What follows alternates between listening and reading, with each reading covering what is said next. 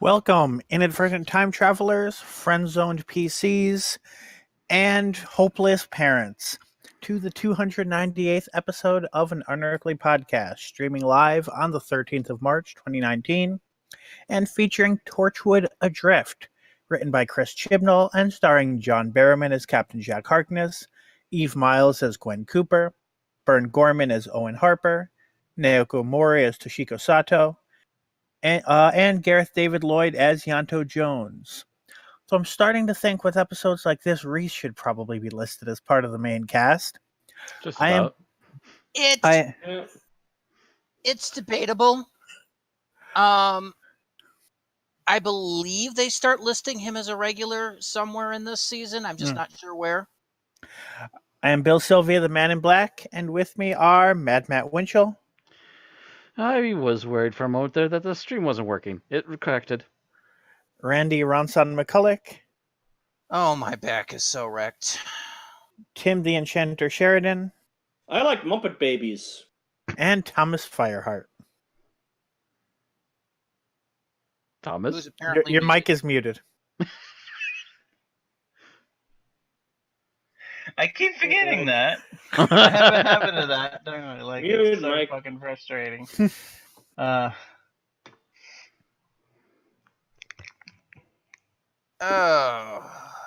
So spring is here. Yep. We're Spring getting in the air. We're getting temperatures in the 50s now. That's kind of cool. It goes back down to the 30s at night, but yeah, still being able to drive with my window down is cool. Haven't hit 50s yet over here. Yeah. We're still alternating regularly between 20s and 60s from day to day. At least it's been 30s and 40s on a regular. Well, that tropical, or not tropical, that like cyclone or whatever that hit the country, blew a whole bunch of hot air up here and caused finally all of our winter snow to melt. So, and since it's all melted and it's technically spring, we're not getting the slow warm up that we usually do. So it's now fairly decent. You know what, phone? I give up on you. I'm just gonna go to the web browser and find the stream. Jeez. No, I don't know what it is with my phone, but this week in particular, it's just been the worst at trying to keep connected to streams. And I knew that for my solo streams. Don't know what you done, Twitch, but you done messed it up. Unearthly dashboard. And yep, monitoring it now. Unfortunately, when the weather changes, my back tends to go out of whack, and it's been killing me all week.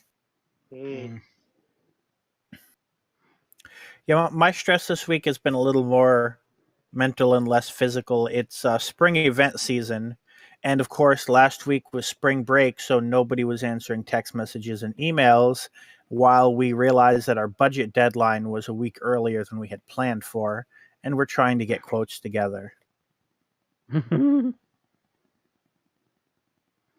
Oh, joy. Let's go party. Oh, shit, we forgot everything else we're supposed to be doing. Yeah. On the plus side, it did all get together in time, and I attended the hearing today to get them to guarantee us $2,000 for our event. Yay. Yeah.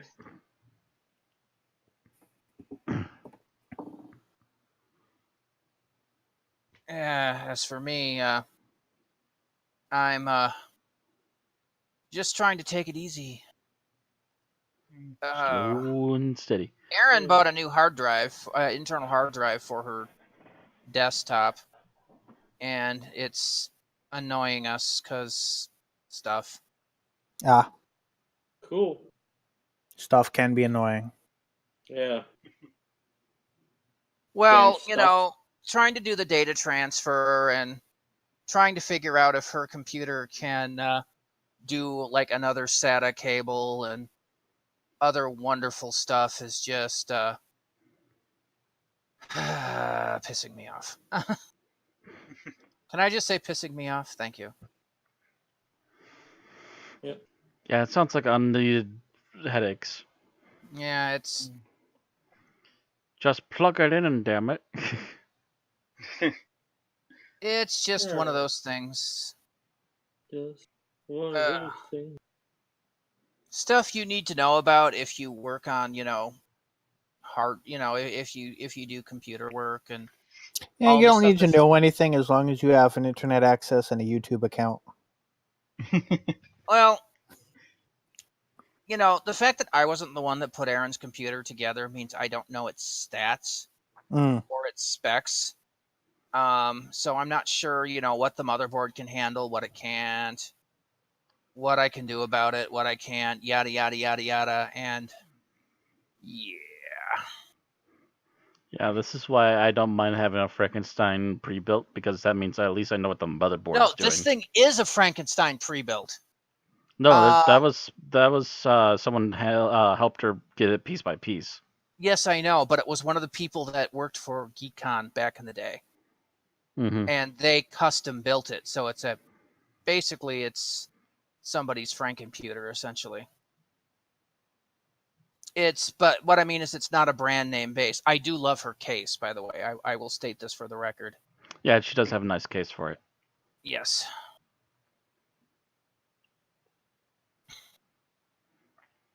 I took that. I thought I was going to have to do all this work to take out the hard drive, and it was just like, oh, slide out this tray. Oh, it just unsnaps. That's beautiful. That's freaking gorgeous. And the case isn't going to bite me in the arm. I'm not kidding. I used to work on Bob's computer all the time. And Bob's computer bit you more than once.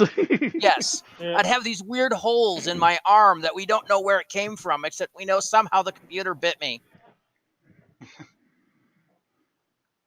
After I think about the 5th or 6th time, you finally said enough's enough and just gave it back to him and said no more. No. I used to work on it while I was at work at Do It, and then they told me I couldn't do that anymore.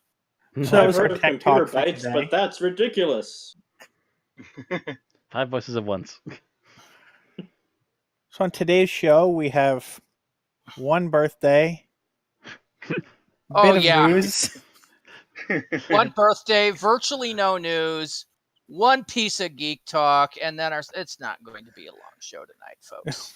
I mean, I guess if we want to fill it, we can talk about the merger finally going through with Disney and Fox. There's not much to say other than we are waiting and expecting a lot of good things. Pretty much everything to be said has been said already. Mm-hmm. Although I was talking to a colleague of mine who wants to get a publishing degree and work for Penguin Random House, and we realized that's probably who Disney's accountants are going to start looking at next. Now that Fox is out of the way, they're going to start looking at the people who publish books for them. Oh. It might be Disney Random House in a few years. Or just Disney House. Yeah. Or Disney Penguin, either way. The United States of Disney. I own your soul. Do you have your scan tag on the back of your neck yet? If not, get your ass over here. Then they'll buy Six Flags. Already on it, bitch. Actually, I thought Warner Brothers had a vested interest in Six Flags. Probably to keep Disney away from it. I was watching one of those old Mr. Six commercials, and they showed him hanging out with Bugs Bunny and them. So I figured Warner Brothers has to have an interest. I bought this country 5 years ago. Bought and sold.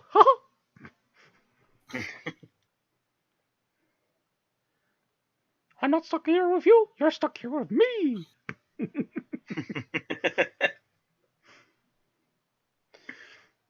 So what? Now we've got Mickey Rorschach. That's just wrong. I can't even begin to tell you how wrong that is. I can go to other places. Oh, God. I wonder which one to break first. I'll spit on your spine. Okay, so birthday. Today's birthday. As I say, slightly disturbed. Slightly, only. We have only one birthday today. And yes, I looked. It is actually today, and it is the birthday of Freema Agyeman, who played Martha Jones from 2007 to 2009. And Freema Agyeman turned 40. Jesus Christ. And she does not look it. Like No. I was watching a thing that seemingly was from January of this year on YouTube, and she has not aged since like in the last Side decade, effects of the she's not TARDIS. aged at all. She's got time radiation all over her. She's unaged. We'll finally God, notice her especially, first like- wrinkle when she hits about 60. Like even just watching the episodes of Torchwood she was in, and then seeing the thing on YouTube that was from this year, it's like, holy shit, she is not aged, or at least not noticeably. Mm-hmm. Happens with some Lucky. actors. They're so lucky. Yeah.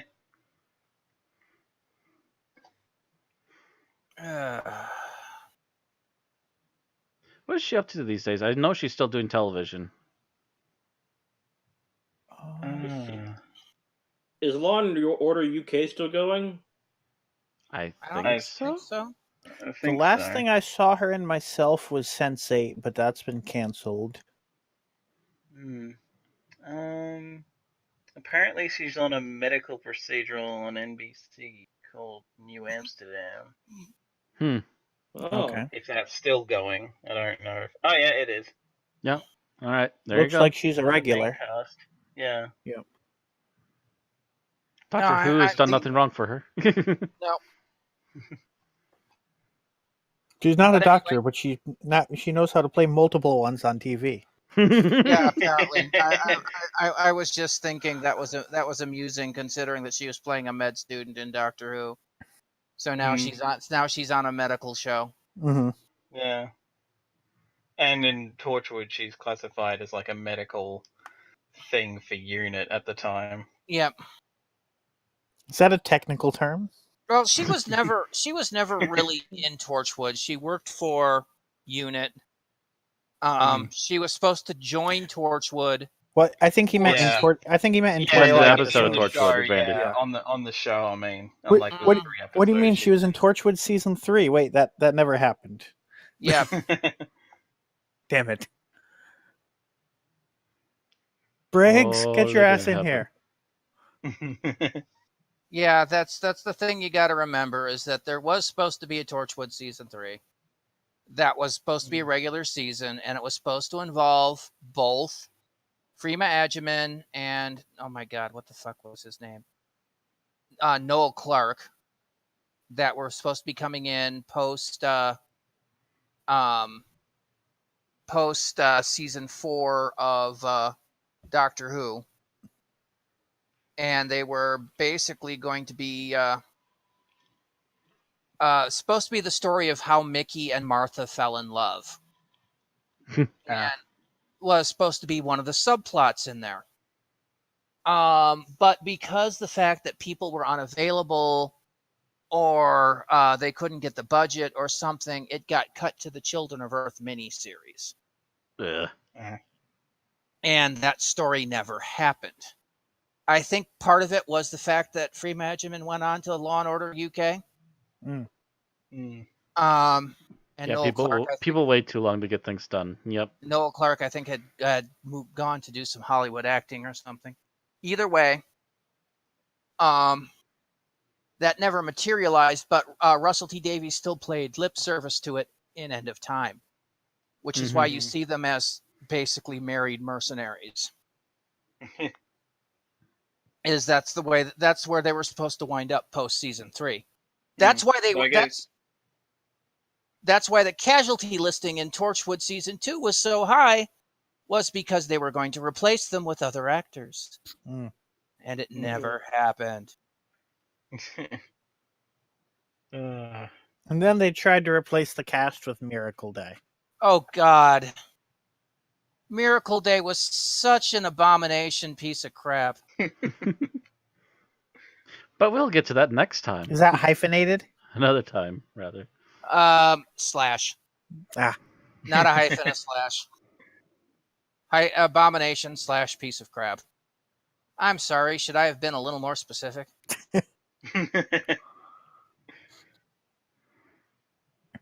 Alright, anyway, happy birthday, Freema.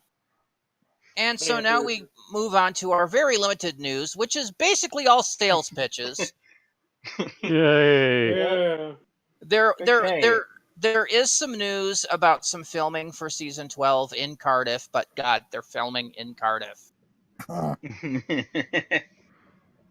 What are you doing there on a set? Nothing substantial. Nothing there, just people tweeting, yeah, filming going on in Cardiff. Filming going on in Cardiff. Filming going on in Cardiff. Yeah. Anyway. Yep. So our first piece of advert is from our friends Candy Jar Books. Thomas. Our book pimps. Pretty much the only consistent people we can rely on for news at this point. Them and Big Finish. Yeah. Okay, so Candy Jar Books has released the next volume in the Laughing Gnome series. This one itself is called The Laughing Gnome, a series of short stories. 8 new stories featuring the Brigadier jumping through his timeline from the 30s to the 80s and beyond. The Havoc Files The Laughing Gnome will be a limited edition release, only available from Candy Jar Books. I think it's up for pre-order as well. I can't remember if there was a pricing. Didn't tell me it was listed for pre-order. It just said it was coming soon. And fun fact, I actually have met one of the authors who's got a story in this, so that's interesting. Well, there you go then. I don't know if this is the end of the Laughing Gnome series or if they're if it's continuing on. They've done 6 books in the series, and now they've got the short story collection. The gnome will never stop laughing. I think they said something about 30-some stories, so it might be continuing onwards. The cycle continues. The Brigadier's own personal cross-time caper. So... Would this be the Brigadier verse? The Brigaverse. Legend of the Brigaverse. All right, so all the rest of our news comes to us from Big Finish, and they had a few articles. Yes, it does a few. We start with the new release. Rassilon is back in Gallifrey Time War 2! 4 new adventures during the last great Time War include Havoc by David Llewellyn, Partisans by Una McCormick, Collateral by Lisa McMullen, Assassins by Matt Fitton. Gallifrey Time War Volume 2 is available now from Big Finish, priced at £23 CD, £20 download. But wait, who's he played by? I feel like that's the important news here. I looked, if they mentioned it. I didn't see it. Let me double check. I looked for that. I question it because of who's on the cover. Yeah. I looked. I didn't really see it. I think that it might have been mentioned earlier. It's Terrence Hardiman. Oh, so that's a new actor, right? That's their new Big Finish Rassilon. Because they couldn't get anybody else. Okay. I was going to say, he looks like they're trying to imitate the last guy who played Rassilon, but doesn't look quite the same, and I think he sounded better. Yeah, it's supposed to be apparently then he regenerates into... I guess... Timothy Dalton? Right. Timothy Dalton, who then regenerates into the guy from Game of Thrones. And I guess they didn't want to use the 8th Dr. Rassilon because... well, I mean, I guess they could use a black Rassilon for a cover photo, but the fans would probably shit themselves anyway, considering what they did with Jodie.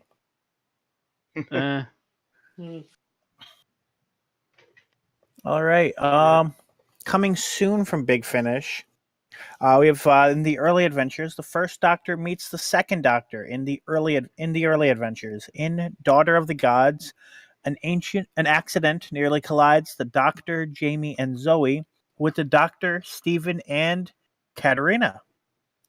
Early Adventures, Daughter of the Gods is a part of 2 adventures released on November 2019 and is available for pre-order for £14.99 CD, $10.99 download. And if I'm not mistaken, it's probably only the 3rd time Katarina's appeared in Doctor Who. It's the first time she's appeared in Big Finish. Right. It is a new actor, considering the fact that the original Katarina is very much dead.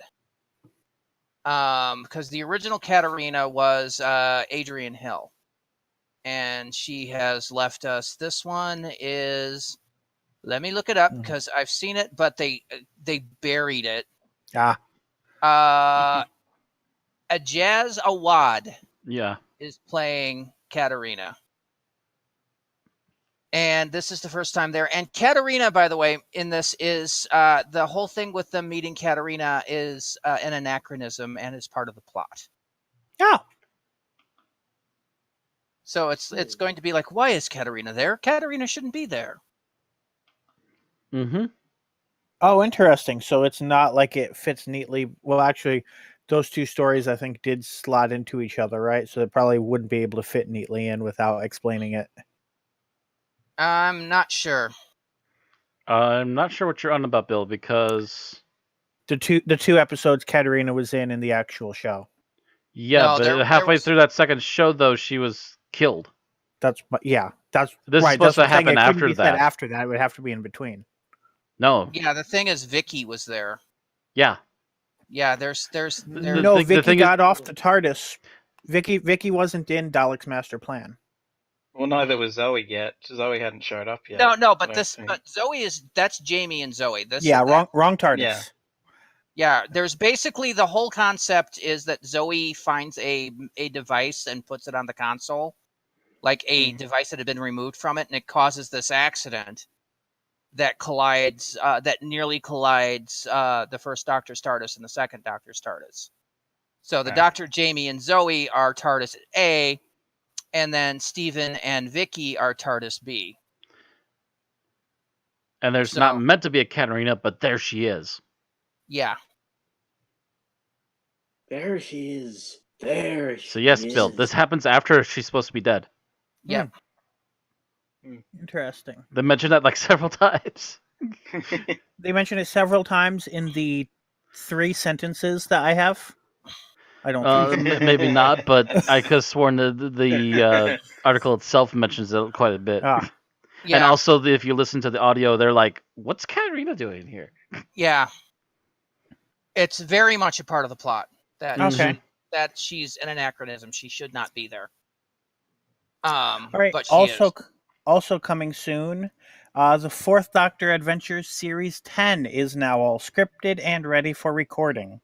4 adventures spanning 2 volumes with the Doctor and Leela, including Volume 1, The World Traders by Guy Adams, and The Day of the Comet by Jonathan Morris. Volume 2, Thaddeus Nook's Time Tours by Andrew Smith, and The Primeval Design by Helen Goldwyn. 4th Doctor Adventures Series 10, Volumes 1 and 2 will be released in January and February, respectively, 2021. From Big Finish for £25 as a 4-disc CD box set or $20 on download. Okay, I was wondering what was up with the picture here, and it's talking about Series 9 at that point. All right, never mind. That's the current about to show up series. Never mind. Yeah, you're okay. Never mind. Yeah, I'm like, what inconsistency is going on here? Nope. All right, that's what it is. It's just a breakup of another paragraph going into another topic. Mm-hmm. Right. Okay. That's our news. Yep. Yeah, that's it. It's all the news that's fit to print. Yep. Fit to talk about, because some of it's printed anyways, but it's just like, nah, that's suspicious. that's just feeding the putting stuff on the feed to get clicks. Click, click, click. They're filming. Did you take pictures? No. Shh. God, it is so weird that we have like nothing It's well, you know, the It's fact not that that there's- unusual this Not time. that no unusual, but Doctor- that's because it's a dry season right now True, I between guess, but series. yeah, there's no Doctor Who for like, you know, a year. Mm. All we've got is some filming news, and it's not really that good of filming news. Actually, we haven't heard anything. So this, if I remember correctly, the next season is 2020. Is that right? Yes. Mhm. Have we heard anything about a 2019 Christmas special? No, I've Because wondered if it were that. Moffat, there would definitely be one, but we don't know about Chibnall. Yeah, Mm. I'm not sure either. Nothing that they've expressed to us yet, at least. Mm-hmm. I'm a little Yeah. I'm a little disappointed in Chibnall having to take a year off. Yeah, I'm wondering what that Mm. was about. Yeah, I actually kind of wonder if that was his call or if that was the BBC making that call. Yeah, because it's kind of a drag because you know, it's one of the things that people bitched about Moffat was, oh, you can't even keep a season of Doctor Who going. Yeah, basically, and they just did the same thing after only one season of Chibnall. Yep. Well, you And, see, you know- Strictly Come Dancing needs twice as many slots. And Shoot me now. Cable television needs to die. Shoot me now. Yeah, not happening.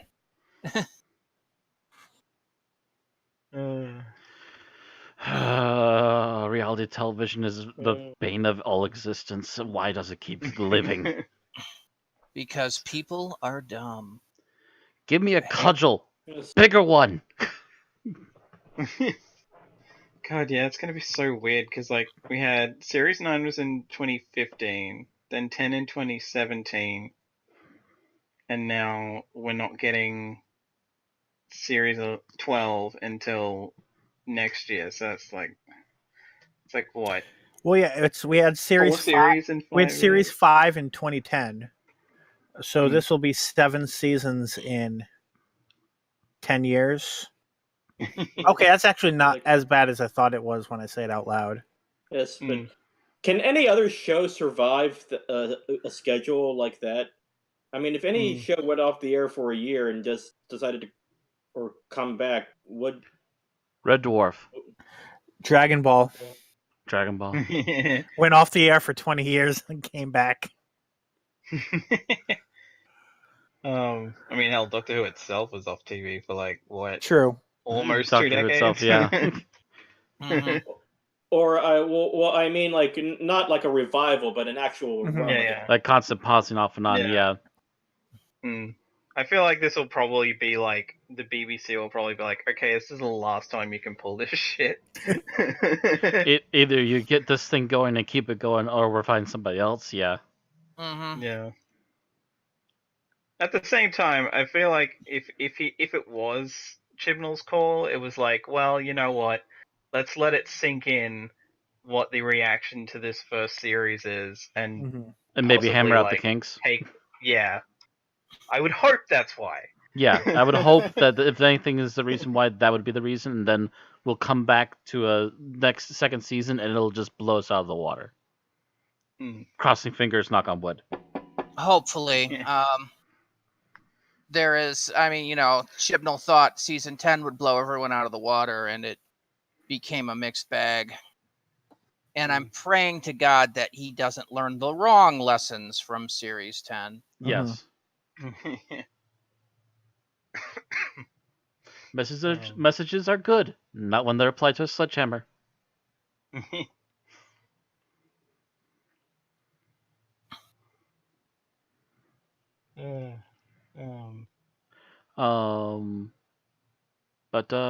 So is there anything else we need to go into next? Yeah.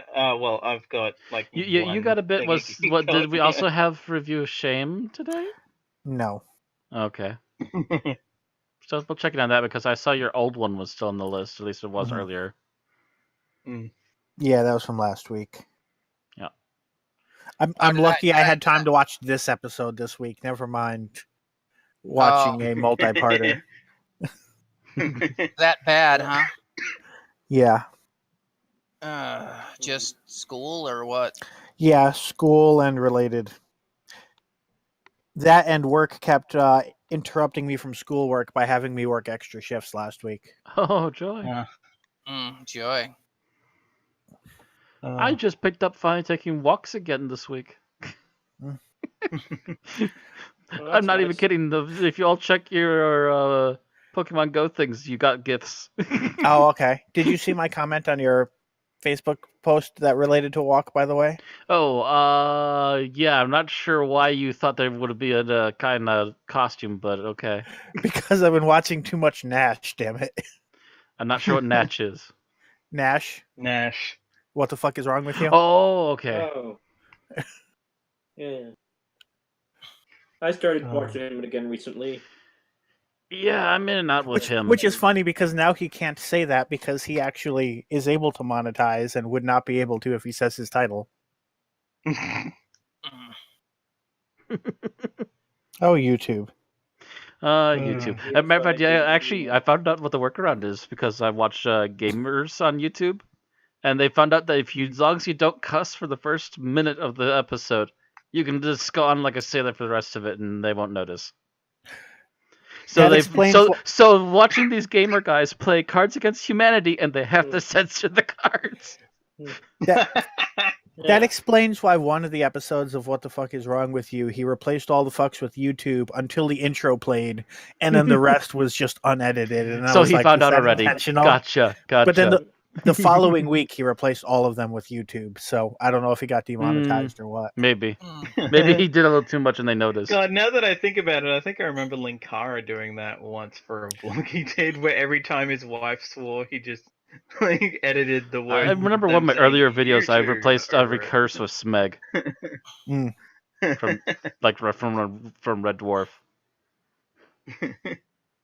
You know, you almost want to do the Craig Ferguson and just replace it with like "ooh la la" or something like that. Yeah.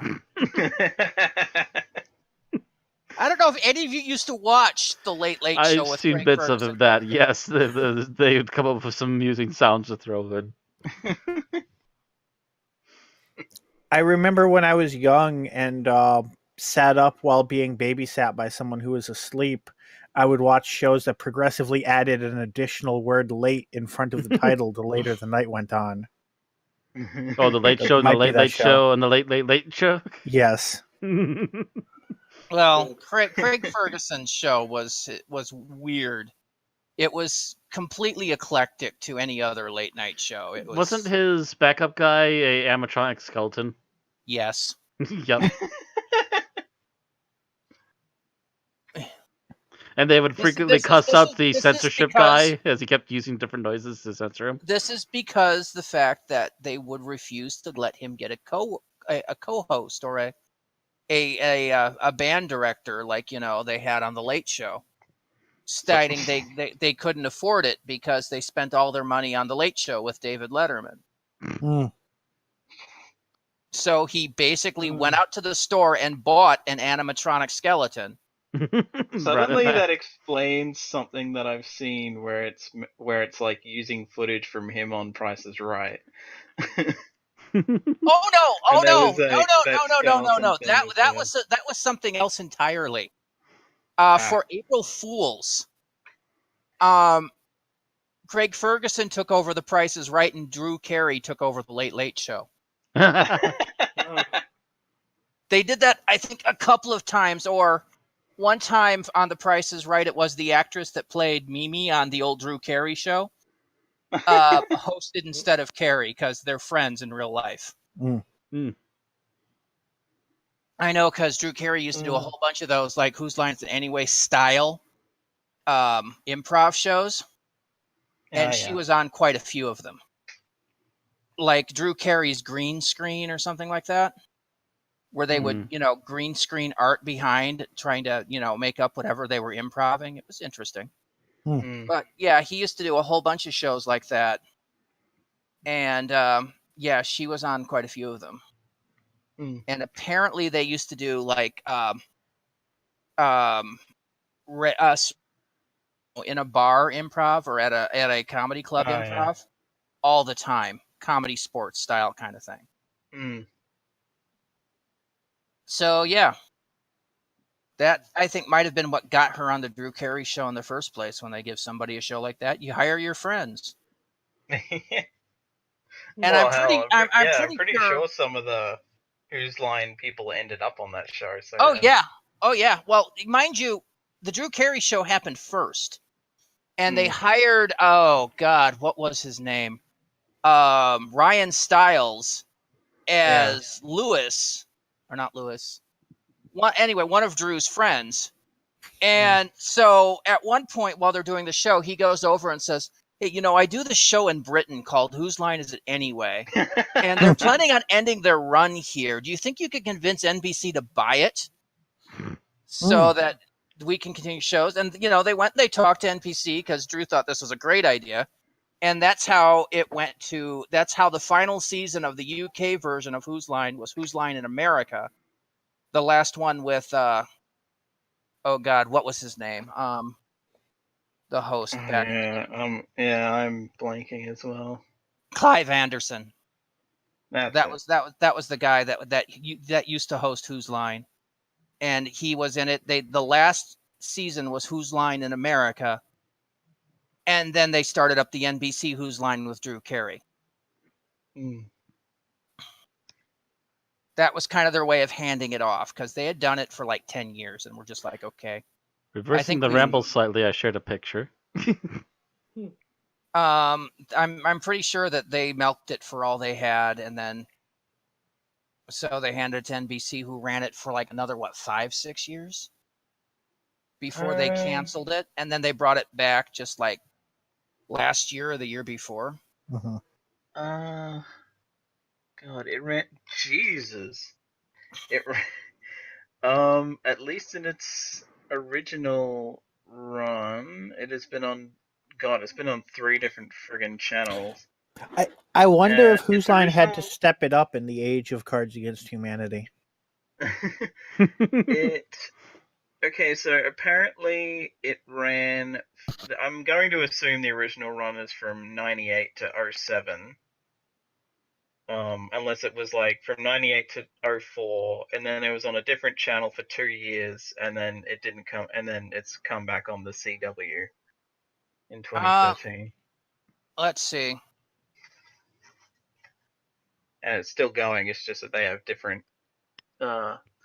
Okay, so there was the original Different US hosts. TV series, 98 to 07, but before that there was the UK TV series. Yeah.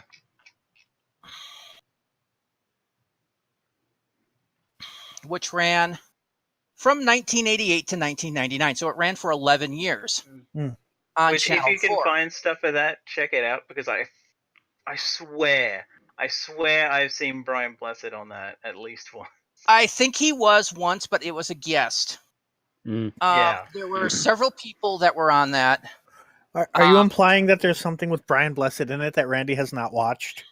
Well, I just mean like in general. Because the regulars were like Ryan Stiles and Colin Mockery, and they came over to the U.S. version. The last season or two had Wayne Brady, who also made it to the U.S. show. But then there was also Stephen Fry, Greg Proops, Josie Lawrence, Tony Slattery, who all were, semi-regulars on the show, and they were all hysterical. Yeah. I freaking loved Greg Proops on this, and they eventually gave Greg Proops his own game show. But served it. He did own the show whenever he came on. Yeah, and then they did the original U.S. version, which was Ryan Stiles, Colin Mockery, Wayne Brady were all regulars. They were always there, and then they had a guest every for the 4th seat. And then for the revival in 2013, Aisha Tyler took over as the host instead of Drew Carey. And it was still Colin Mockery, Ryan Stiles, Wayne Brady, because I think they're actually like execs now. Ah. That wouldn't surprise me. Probably so they can keep control of what they can do on the show. Well, yeah, they enjoy this. This is pretty much their bread and butter. Yeah. And then they then proceed to do other various sitcoms and stuff to try to keep their recognition up. And the thing is, the guys on the Drew Carey Show loved this kind of stuff. They did at least 1 or 2 episodes of the Drew Carey Show in the vein of Whose Line Is It Anyway? It was hysterical. But they loved it. But yeah, apparently Drew got sick of it or something, which is why he stopped hosting, or either that or they just decided he wasn't funny enough. Oh, I could see him just being like, okay, I've done this for like 11 years or so. I'll move on. I'm doing Not the even prices right now. I don't need to do this. Yeah. Yeah, Mhm. yeah. Like he probably still does it on like stage stuff, but like not on TV. Yeah, he's I mean, he's basically The Price is Right. That's it's still one of the fucking there. It's the freaking one of the gods of game shows. The Price is Right, Wheel of Fortune, and Jeopardy are the big 3 game shows in the United States. I'm not sure how Jeopardy's going to survive if Trebek leaves. Trebek leaves. Yeah. I think he's announced that he is planning to retire. Yeah, he's been announcing it again. I think. Yeah, he's thought about once or twice. I think, but he's. Yeah, and I'm not sure how Wheel would survive without Sajak and White. Oh yeah. Who will replace? Who will step in, fill the shoes? Well, no, you're supposed to state the question in the form of an answer, and the answer in the form of a question. Yeah, there's no listing on that. I'm seeing if Trebek's actually announced his. Not for sure yet. I don't know that he has yet. Yeah. And it might even just depend on how well the ratings are doing, whether they just look at it and go, well, you know what, fuck it, we'll just call it a day when he gives up. Yeah, because I don't know why, but Ryan Reynolds just popped into my head in the Deadpool costume. Okay. So Trebek is on contract for 3 more years, but he does have stage 4 cancer. Ooh. So, yeah, he says he's going to continue to do Jeopardy as long as he's able. Okay. So Good for him. Mm-hmm. he So if he has his way, he won't stop, but he might not have his way. yeah. Depending on how it goes, yeah. Yep. Yeah. And I don't know what they'll do if he can't do it anymore. I mean, the original Jeopardy was Art Fleming and Don Pardo, but that was back in the 60s. Oh wow. Or actually, excuse me, it was the 70s. And then Alex Trebek has been doing it since its revival. 1984. I was unaware that Alex Trebek was ever not the host. Oh yeah, for a short while, yeah.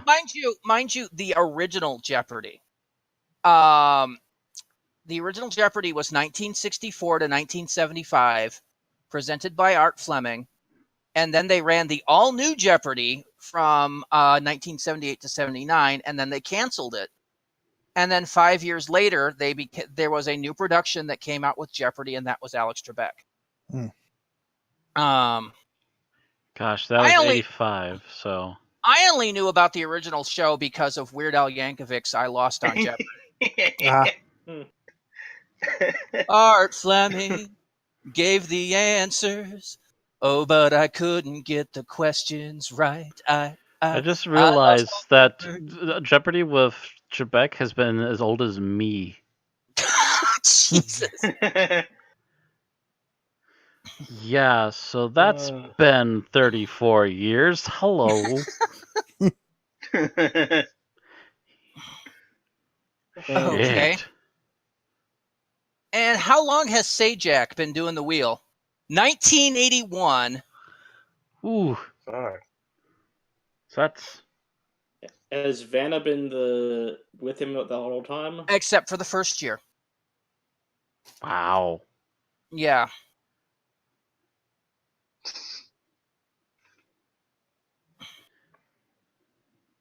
So, yeah. God, you know someone's not sick of their job when they can host a show like that for that long. For Right. over 30 years, yeah. Yeah, well, and you got to realize that these guys have to be thinking about retiring. Mind you, before Pat Sajak, it was Chuck Woolery. Now, if you've ever heard of this name, he was like the god of game shows back in the 70s. I used to watch the Game Show Network, and he was like on everything.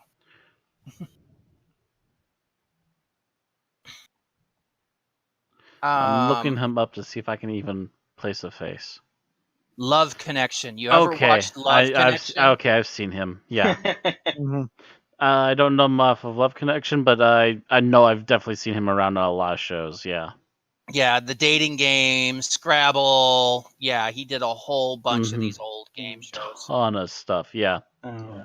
Yeah. He did the rounds 5 times over. Yep. But so he was the original host of Wheel of Fortune until 1981. Susan Stafford was the original hostess. And then Pat Sajak took over. There was a couple of other brief hosts, I think, when Sajak was ill. But since it's been syndicated, it's always been Sajak and Vanna White. So we should probably let Thomas talk about Yeah, Spider-Man. but this has been a hell of a tangent. We got way off track, but we've got Yeah. plenty of time to kill tonight. So, Yeah. Audience, I would say, where'd yeah, we go? how did we get on game shows? I don't remember. We went from talk shows to that. Okay, let's just move on. Yeah. All right. Yeah. Gotta be right. Anyway, I swear I've had it since December because there was like a sale going on, so I just thought, fuck it, I'll get it now. But I only got around in the last couple of weeks to playing the PS4 Spider-Man game, and my god, this is like the best elements of the Arkham games on steroids. Like, there are like a few things I think that I probably wasn't all that high on, but I mean, fuck. It's, you're playing as Spidey and you get to fucking swing around Manhattan Island, and it's like, just the first, like, playing that and just the act of doing that. And every time you do it, music actually starts up. Like, if you're just standing on a rooftop, no music. You actually start web swinging around, the Touching music music. starts playing. Mm. Yeah, essentially a lot of the travel mechanics were made for like the Spider-Man 2, the game, movie game tie-in, and they've been perfecting those traveling mechanics slowly every time they've made another Spider-Man game. Yeah. And, like, pretty much as well, you can also, like, you cannot, like, if anyone remembers the original, well, I say original, but, like, original for, like, PS1 era, I think, Spider-Man game, where you would basically just be web slinging on nothing. Yeah, that's what It the would first just be- Spider-Man movie yeah. game did too. Yeah, this is like, you actually have to have a nearby building to latch onto. Yep. Or you're fucked. That's what Spider-Man 2 did, and that's what Spider-Man 2 did, and this is pretty much them taking the same mechanics and going, let's see if we can just do it a little more modern polish. There we go. I mean, thankfully you also can't splat on the ground, so it's not like, oh shit, I missed a building, I'm dead. It's kind of... Well, there are tricks even in the down. original number 2 to fix that, but yeah, there's still the possibility if you are bad at this set. Oh. Yeah. Yeah, like, the story is... It's actually funny, because there's so fucking much to do in it, but at the same time... Because, like, it got to the point where I was, like, not even a third of the way through the story, I think, or, like, was, like, just getting into the second act, because the main plot itself, which I won't give away details of, is broken into 3 acts. And... which are easy to tell because you'll get the trophy for doing them all. And like, the villains are great. There's a few side villains, but not really. I mean, it's actually kind of funny because there was almost something that I was like, a bit sad about. That's like, aw, of all of the Arkham game things they didn't rip off, having like a shit ton of villains was not one of them. I mean, though, there are things in the plot where it's like, okay, maybe having a shit ton of side villains probably would have been a bad idea. But at the same time, there are villains that I had either never heard of or had not much knowledge of, so it was like nice seeing those. Honestly, this game has a lot of stuff that I want the MCU to look at and be like, hey, that's something we could do for modern Spider-Man. Yeah. And One of them it's that got my also- attention, I think, was Negative Man. Is that what his name was? Mr. Negative, yeah. Mr. Negative. Yeah, Um, that's one I yeah, don't really Martin see Hey, that often, people and call I went, me that. ooh. What's going on? He's a ripoff. Which, and oh god, the one thing, if they don't want to have a physical actor in the MCU for J. Jonah Jameson, this game has the absolute best substitute you can do, because in this game he is not the head of the Bugle. He is retired from the Bugle and now basically has an Alex Jones radio show. Like, it is flat out. It honestly sounds like it might as well be something like Alex they're basically Jones. Like, they it were is basically parodying hilarious. the idea. Yeah. Yeah, it's well, mind you, hilarious. they stole that idea from DC because who is it that has his own talk show? And Jack Ryder, was it Ryder? maybe, or Glorious Godfrey, or Gorgeous Godfrey. I forget what his name is. Granted, that's a guy who's tied in with Darkseid. I think the guy I'm thinking of. I could definitely picture Darkseid running a conspiracy channel. Oh yeah, that's the whole point. Like I'm pretty sure it's Glorious Godfrey or something like that. He's basically He's basically like a harbinger of the apocalypse. So it's like, not really, but it's like he's trying to get people to be pissed off at outside aliens, but then be like, oh, but these ones came the right way, or get them all pissed off at the superheroes when Darkseid comes in. I don't know. There's like no support for the heroes or something. I forget. There's like a lot in that. But yeah, Jack Ryder is like, I'm pretty sure Jack Ryder's anti Batman. G. Gordon Godfrey. That is who. That's it. Yeah. Yep. He has his own like ultra conservative talk show where he's basically all the superheroes suck. They're monsters. Yeah. Yeah. The and fun part was, well, these aliens came in and they actually declared themselves properly and whatever. Unfortunately, they couldn't. His voice actor couldn't continue from season 2. They had to replace him because originally his voice actor was Tim Curry. Yeah. Probably just before he had that stroke, I bet. Probably. Let's see. He had the stroke in 2012.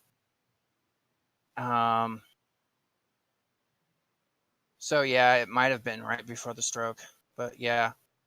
But yeah, it's that took Tim out of everything, and he's just starting to get back into being able to travel around now. Mm-hmm. Oh yeah, that season 2 came out in 2002, so he must have just had that stroke.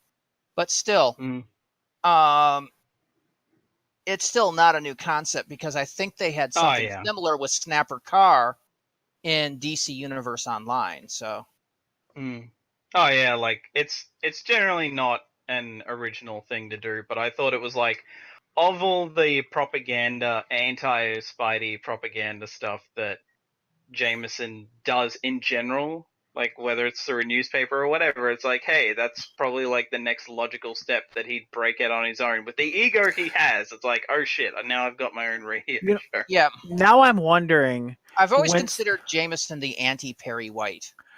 When Spider-Man made that deal with the devil, did that erase the time when Captain America grabbed JJ and is like, you need to like Spider-Man from now on or fucking else? And because it was Captain America, he was like, yes, sir, I'm not absolutely. even sure what part of continuity that was from, but I have seen that bit. Of course, that's also the interesting thing. You never see them, but there is an Avengers Tower in this game. So maybe I that's also hinting saw at someone took a future picture shit. in front of the Sanctum Sanctorum. Yes, that is also a location in the game, but you never see Doctor Well, Strange. How about the Baxter Building?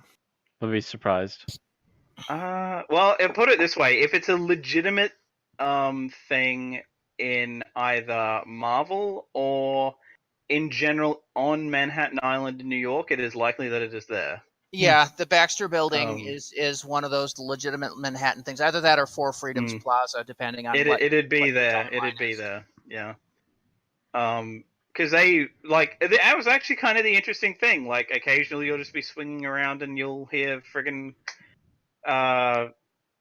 the police radio go off and be like, well, there's this on this street or in this area and like whatever. And it's like, oh, okay, so now I'm basically learning New York geography. See, now Someone I from kind of Australia. wish for there to be a Spider-Man game where you can like graffiti Trump Tower. I just wish there was some more crossovers. Like you go into Hell's Kitchen and there's Daredevil. I can't even remember. I almost feel like... Oh, actually, yes, they do. They reference Matt Murdock. They also reference Jessica Jones because Alias... God, I'm blanking. What is it? Alias Investigations? I think that's it. Is like there's a building for that somewhere. Okay. Even though, like, I think the sign, and when you look at it, when you find the building, it's like kind of run down or something. Like the sign is a bit shit. So it almost looks like it's more of a Netflix Jessica Jones nod than a proper one. I don't know. Probably was. But no references to Luke Cage at all. I don't think so. That's kind of interesting. No, he at least doesn't not that I really can advertise recall. himself. He just walks the streets. True. So how much time does Spider-Man spend in Harlem though? Well, depends on how long you want to be there, really. I mean, I'm pretty sure there is. Or you're in the entirety of Manhattan Island. Oh no, well, Manhattan is its own thing. The other Manhattan, yeah. The other Harlem is part of Manhattan, yeah. You can see, off to you're on the entire island basically. Okay. That's like how they equivalated. Like, okay, we'll sandbox this, and sandbox are usually islands anyway, so fuck it. They've recreated the entire island of Manhattan, and you just can't cross any bridges.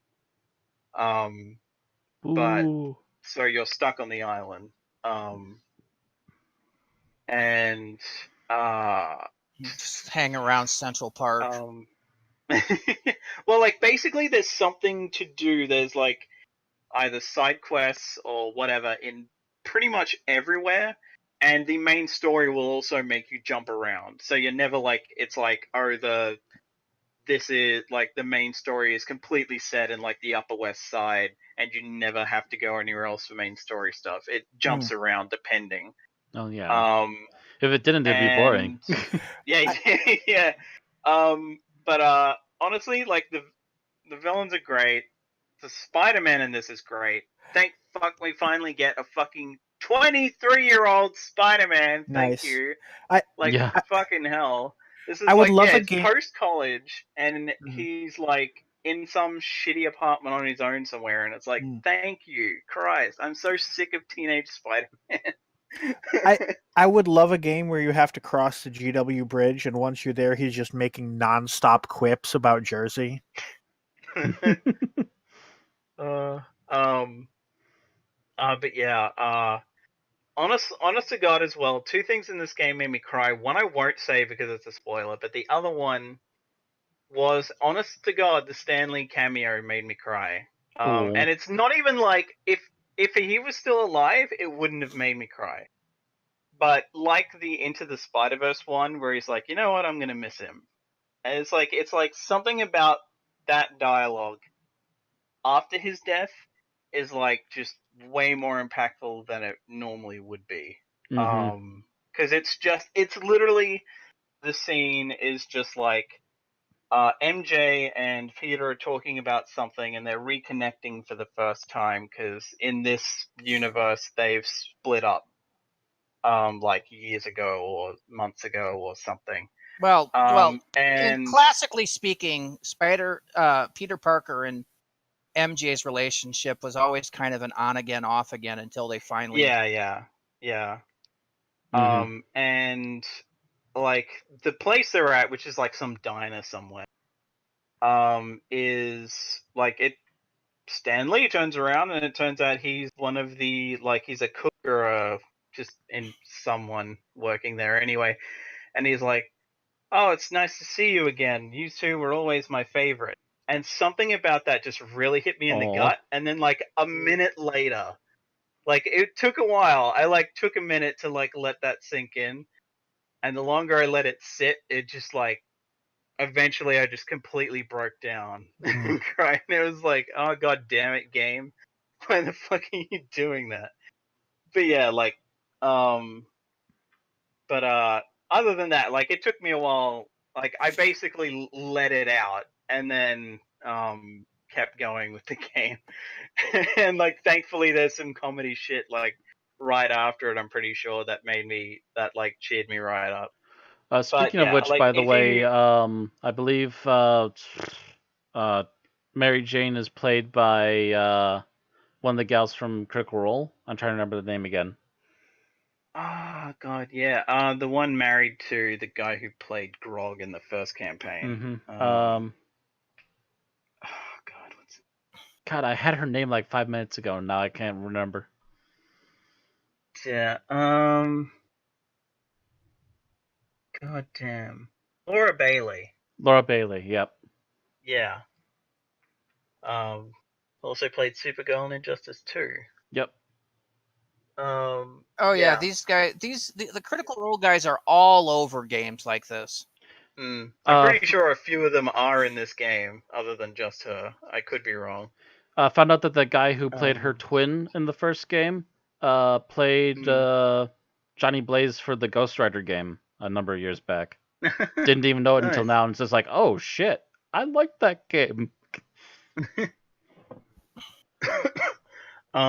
Yeah, as far as I'm concerned, if you liked the Arkham games, and if you like Spider-Man, and you have a PS4, get this fucking game. You will not be disappointed. Yeah, honestly, I've heard lots of good stuff. And if money is a bit tight or whatever, I would wait, because it is likely that this, when I got this, I got the digital deluxe edition or whatever on sale for under $100, which it'd be cheaper than that in US money, but Australia inflated prices to make up the difference. And by the way, yeah, Laura Bailey's husband plays Wilson Fisk, so well, there you go. And yeah, if you wait until the digital deluxe edition comes on sale and get that, so you'll get the DLC, which I have not touched yet. But yeah, I have every story thing, side story, whatever. I actually have the campaign completion thing is at 100% because I've done everything. Not necessarily everything to the highest rating you can get for some of the side stuff, but yeah.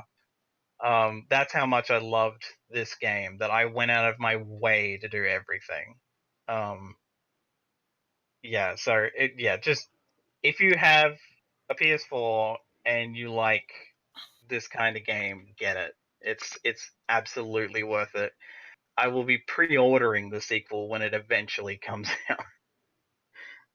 Have they announced it's that? likely. Not yet, but the game teases. There's essentially a post. The game teases it's a possibility. Okay. So yeah, they set up a sequel.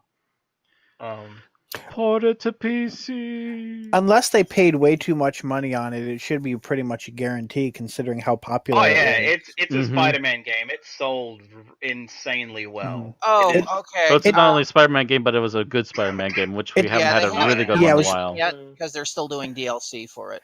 So they're still milking it a little bit. It also doesn't hurt that it was released right around the time of Spider-Verse hype.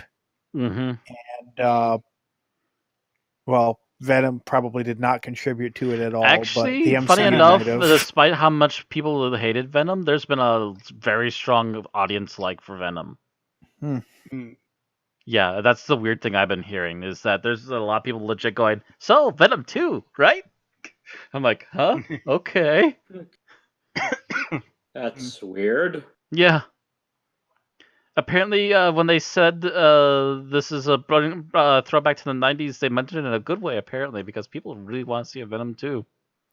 I know some people latched on to him as a gay icon because of the way they some of the portrayal of Brock and Venom in the movie.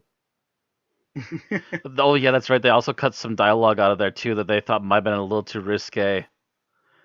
Apparently, there's one bit of dialogue that was cut out where Eddie's asking his girlfriend, so that kiss, was that you or was it the suit?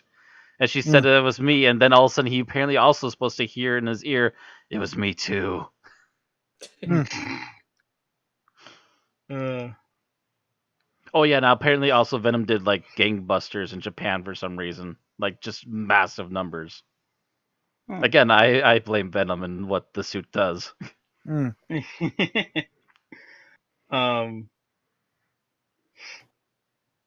Yeah, like I really hope the people running the MCU basically look at this and go, "Hey, this has some elements that we can actually use," and keep actually going. follow through with that shit. But yeah, that'd be interesting to continue. I'm still sitting here going, anytime you're ready for a PC port, because I would love to play some more Spider-Man again. I have a PS4. I might just download it. I figure when I go to grad school, I'm probably going to get a PS5. I'm going to get Kingdom Hearts, all like the story thus far compilation, and Kingdom Hearts 3. Well, it might be Kingdom Hearts 3 HD remix by that point. Well, actually, no. If you want, I'm pretty sure at this point, now that 3 is out, they actually have one that's like all in one. Yeah, that's what I mean. Story thus that far. And 3, yeah. I don't think it's the story so far. The story so far is like 1.5, 2.5, 2.8. And okay, so I'll make sure I'm thoroughly researching it with a translator. It's like, it's called like all in one or something. Welcome to diving headfirst into the rabbit hole, Bill. See, if I'm gonna get into the Kingdom Hearts, I'm gonna say fuck it, 1, 2, and 3, and I'm just sticking to the mains. If they can't explain themselves properly, then I'll judge them for it. Yeah, my understanding is if I try to go into 3 with only 1 and 2, I'm just not going to have a fucking clue what's going on from start to finish. That's called bad story writing. But then again, they kept making all these weird side things for portables. It's like, what the hell? Yeah. Anyway, I guess we're done with Spider-Man then? Yep. And it's back to me anyway, because I'm doing the summary. Ah, yes. Someone voted himself up for the summary, didn't he? Thankfully, this episode is like fairly easy to do one for. Actually, I think he signed up for the next 2 weeks of summaries. Yes, he did. It's this week and next week. Well, guess what? Next week's a 2-parter, so fun that. Yay for 2-parters. Which I probably which I shot myself in the foot with anyway, because I mentioned, hey, we didn't factor fragments into this. I think I at one point I was waiting to check to see if fragments and exit wounds were a 2-parter or not, and I just kind of read through the plot and went, oh yeah, it is kind of a 2-parter. So. Okay. Well, thankfully, now that we're at the bridge, I decided we needed a second bridge. Yeah. Let me show you a bridge. Okay. And also stopwatch. Hello. So whenever you're ready. Yep. Just give me a countdown. All right. 3, 2, 1, go. Okay. We start with a flashback essentially to showing a kid coming home, and then he just kind of disappears into nothing. And we flash forward to present day, where Andy, a cop friend of Gwen's, is saying that is trying to get her to investigate the disappearance of this kid because it's been 7 months and there's been nothing. So he figures that there might be something weird going on. And as the episode progresses, and after he visits the mother, it turns out that there are actually quite a lot of people who have gone missing when the mother hosts kind of a get-together meeting or something for people who have had people go missing out of nowhere. And so Gwen doubles down and decides to really figure out what the fuck's going on, and it turns out that there has been an anomaly each time with the rift where it's been a negative spike, which Tosh comes to realize must mean that the rift doesn't only bring things in, but can also pull things out from this side. And when they go to Jack with the news, Jack basically says, well, there's nothing we can do, let it die. But being who she is, Gwen is too stubborn to let it go and goes on about it anyway. And eventually, Ianto actually slips her a lead, which gets her to a little island in the bay. And she finds out that they have been keeping all of the people on the front have come back through who have been pulled in a medical facility on this island that basically no one knows about. And she does find Jonah, the missing kid, but it turns out that not only is his face scarred to hell, but he's also 40 years older.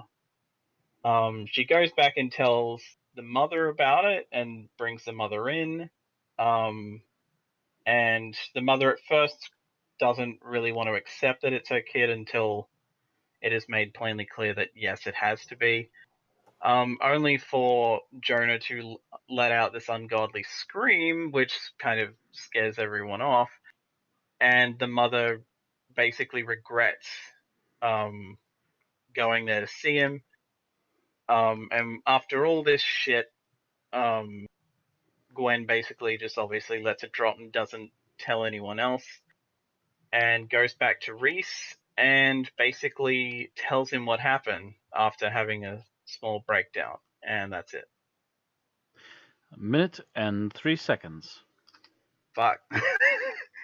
It's like Oh, I 3 minutes and 6 seconds. I basically cut out the subplot thing of like the starting a family thing with Reese and Gwen because it was like, it's not necessarily integral to the plot. So I can kind of. I think you skipped the support group though. He mentioned it I briefly. kind of did. Oh, you did You mention mentioned it. quickly. Okay. I remember that. Yeah. Okay.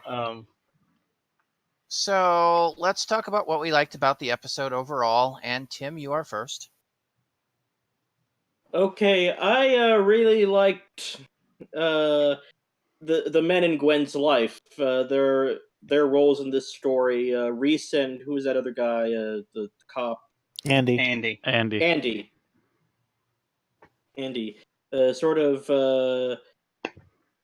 like their method of sort of shaking Gwen from her like daze or stupor or like her set ways. Like saying, "No, this is what's important." No, like offering like the human perspective that Gwen might be losing from being too immersed in the Torchwood world. I thought that was an important aspect of the story that was handled very well. I also like the fact that there's actually some background to Andy other than just being one of her previous partners when she was a police officer. Mm-hmm. Yeah. Yeah. He still holds a grudge.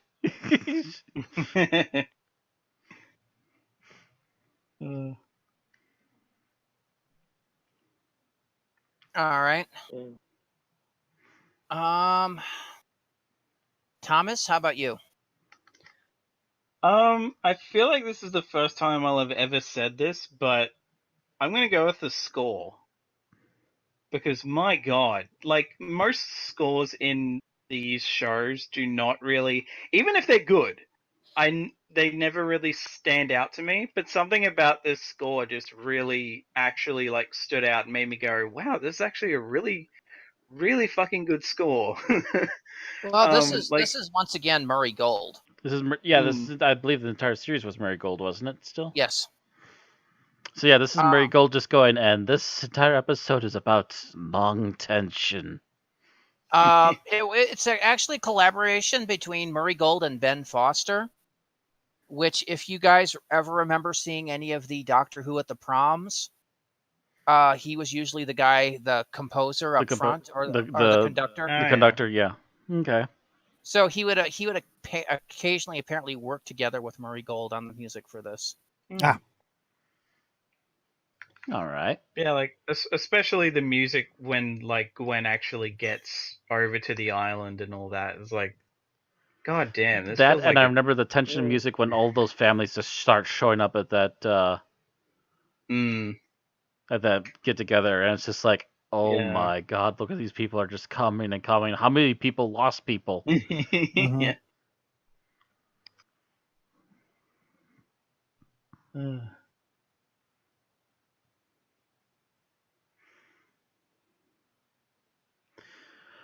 All right. Pause. No. I was trying to figure out if there was like a point that Ben Foster took over or anything. I can't find anything. Anyway, Bill, how about you?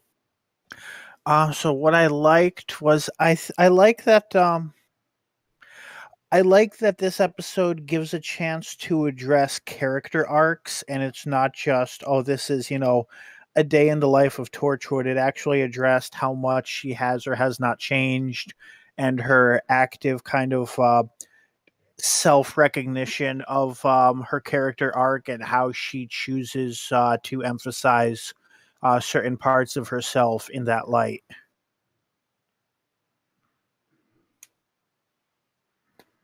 All right.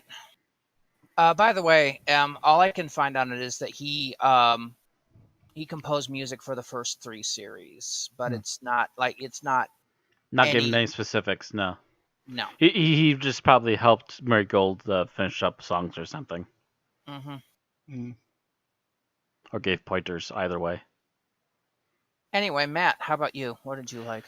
What I like overall. Trying to think of something that hasn't been already taken. There's been some good ones already. I'm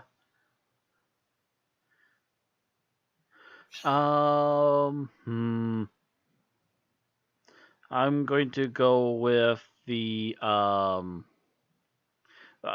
again, this has been actually a rather emotional episode, so I'm gonna go with the acting. And I think at this point, I almost have to say it might be the writers coming up with what the actors are doing. So this will be a Chibnall direct. Pat on the back, because wow, does he keep doing these emotional punches to the gut lately on Torchwood.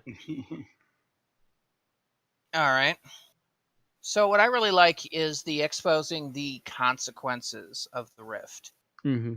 I mean, yes, it's been dropping weird things on our universe and everything, but now we get to see the other half of the equation. It's taking people away and occasionally giving them back, and they're no longer sane or even who they were just because of how messed up of the stuff they see. I mean, the character we saw here, they say that what he saw was he stared into the heart of a dark star, and it drove him mad. And, we've seen all these people, and they're twisted and messed up. And, we see one lady there who has scars all over her face, but we don't know how old she was when she was taken. It could have been an 8-year-old girl. Mm-hmm. And she came back 30 years later, all messed up, because that's what it does. So it's kind of this, depressing, horrible truth that the door swings both ways. And not everybody makes it back either.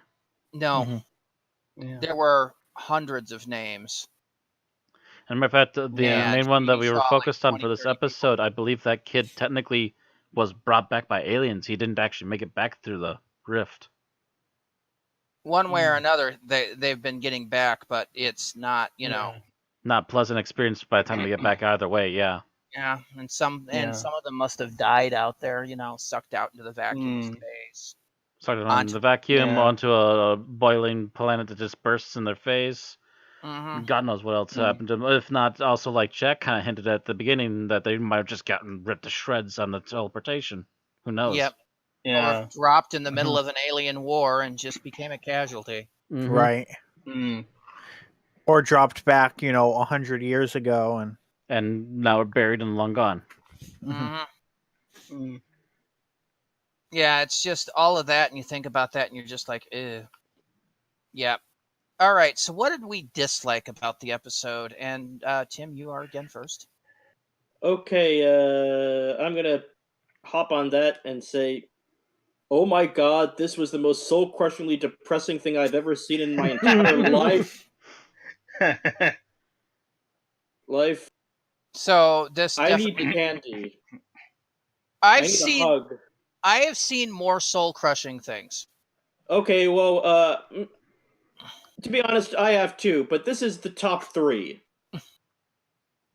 Anime Club on the summer used to have this special called Suicide Saturday. And it was all guaranteed shows that would make you slit your wrist. We would then follow it up by Sacker and Sunday, which was trying to get you out of the depressive dive. That was Suicide Saturday. But God, I saw some truly horrible things in that Now and series. then, here and there. Oh God, that was one of the worst. Maybe I just have a weak constitution for this sort of thing, but this just really pressed all my buttons. It does Yeah, throw a yeah. few gut punches and doesn't pull them. Mm. I'll give it that, but I will also say it's not gonna get a tearjerker on me, but it was trying to get close. Yeah, like the only saving grace I can think of is that at least Gwen has Reese to comfort her. Mhm. And, Yeah. like it at least it closes on like sort of like a not a happy note, but like a benign note, Mm. so to speak. So Matt, what do you think that we need to sit Tim down and Clockwork Orange him in front of Grave of Fireflies? Has he seen Clockwork Orange yet? I've seen Grave of the Fireflies. That is when I mentioned top 3. That's another one. Yeah. Oh. This is the story of how I died. Yeah, that's not. I knew this was going. I knew that one was going to cause me pain when the first 30 seconds. Okay. So Thomas, how about you? God, this is actually like really hard. I feel like I had something, but like rewatching the episode, it's like, it serves its purpose, so I'm not really sure if I could count it. Yeah, I'm just gonna pass. All right. Bill? So I think this is different enough from what Tim said to count, even though it's along the same theme. And that is, it can be very frustrating with Torchwood's tendency to focus on the overwhelming hopelessness of everything. Especially looking back at this after the fact, with Children of Earth being what it was. And then, this as something that's happening before it. And it's just, especially coming from a franchise like Doctor Who, where the overwhelming message is the world sucks, but there's hope of improvement. And the message of Torchwood, especially in an episode like this, is there is no hope. Everything is awful. There is no happiness. That is the world. Or I guess happiness is orgies. Is the message of Torchwood like? My little Torchwood, orgies is happiness. Like, it'd be interesting for someone who's done a thorough reading of Nietzsche to do like an analysis of Torchwood. The best you can hope for in this world is the fulfillment of your physical desires. Is what it seems. And also, this comes like 3 episodes after the end of Owen's emo phase, where he's kind of okay now. I mean, I'm a He's- zombie, he- but I'm okay. he's quoting Alcoholics Anonymous at Gwen, so Well, I mean, like the last of that trio of episodes is like him talking a woman down from killing herself. So you know, at least that ends on like a more positive note. True. I guess. because I think at one point during that arc, Owen would be like, "Yeah, absolutely, kill yourself. There's nothing better to do." Yeah, it's all pointless. Yeah, it's a bit where he goes and then comes out of it, and then Hmm. I won't spoil it for you guys. I know what happens. Yeah, I'm fuzzy on the details. I haven't watched it since the first time I watched it. Okay, so Matt, So to me, I will say that I liked the writing at the beginning, as I mentioned, which is mostly like the character acting and stuff. One flaw I have with the writing, though, is that we could have saved ourselves half an episode if Jack would just talk instead of hiding everything. Yes, actually, Yes. yes, that is. I will jump on that with Matt. That's one that I had but didn't remember until just now. It's like, yeah, We could If have he saved had half an episode if actually- he just yeah. talked to people. yeah, which is also why I'm glad there's never a "I told you so" moment, because That's- it's like, yeah, you fucking didn't. You didn't say shit. Mhm. That's another trend in Torchwood. Mm-hmm. Mm. Jack has secrets.